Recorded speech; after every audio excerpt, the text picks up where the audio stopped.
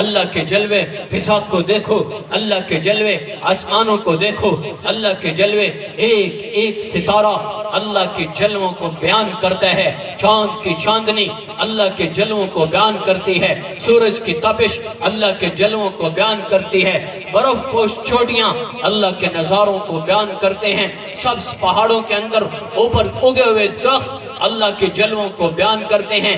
میں بھی پچھلے دنوں نیلم سے آ رہا تھا، راستے میں دریا کے اندر ایک بہت بڑا پتھر پڑا تھا، اور اس پتھر کے اندر سے مٹی نام کی چیز نہیں ہے، وہ دیار کا بہت بڑا درخت اگا ہوا تھا۔ ہم سب نے گاڑی روک کر اللہ کی قدرت کو بڑے غور سے دیکھا کہ کہیں مٹی ہے، نہیں، اندر پتھر کے اندر سے درخت اگا ہوا ہے۔ اس کا اللہ کے جلوے نہیں ہیں۔ انسان کی اپنی ذات کیا اللہ کا پتہ نہیں بتاتی؟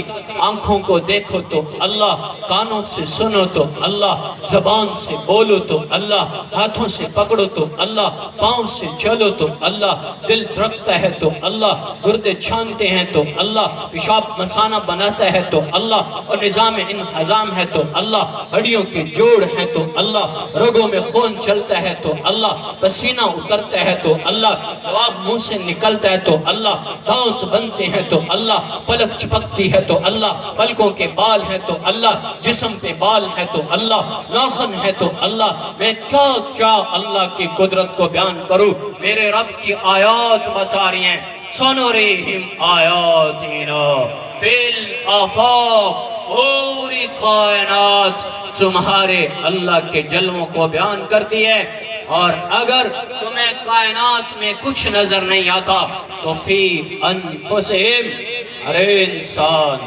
اپنی ذات کو دیکھ، تجھے اللہ کے جلوے ملیں گے۔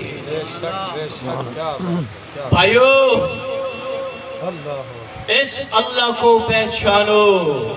میں اللہ کو اس لیے بول رہا ہوں در در ٹھوکریں کھا کے کہ ہم نے اللہ کو پہچانا نہیں ہے، ہم اللہ سے نا آشنا ہے، غیروں کے نعرے لگے ہوئے ہیں، غیروں کے دروں پہ جھکے ہیں۔ وہ کہتے ہیں میں نے کم کری سی، اے جج کر لے سی، اے وکیل کر دے سی، اے تھانے کر دے سی۔ ان سے کچھ بھی نہیں ہوتا، ان کے نعروں کو ٹھوکر مارو کرنے والا اللہ ہے۔ مخلوق کبھی خالق نہیں بن سکتی، مخلوق عاجز ہوتی ہے، اس کی سرشت میں، اس کی فطرت میں اللہ نے عاجزی رکھی ہے، پستی رکھی ہے۔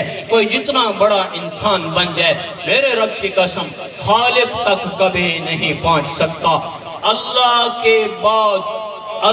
کے بعد اس پوری کائنات کی افضل ہستی حضرت محمد الرسول اللہ صلی اللہ علیہ وآلہ وسلم، آپ فرما رہے ہیں عائشہ، اللہ کے فضل کے بغیر میری بھی بخشش کوئی نہیں ہے۔ میرے نبی کے یہ الفاظ بتا رہے ہیں کہ نبی بھی اللہ کا محتاج ہے۔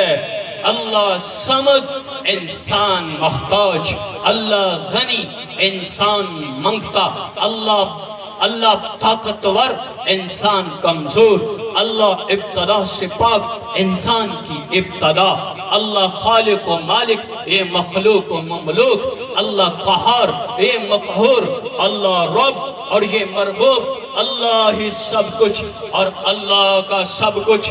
آؤ بھائیو، جس کے ہاتھ میں میری زندگی اور موت ہے، کیا حق نہیں بنتا کہ میں چھپ کے بھی اس کے سامنے آہوزاری کروں اور ظاہر میں بھی اس اللہ کو پکاروں؟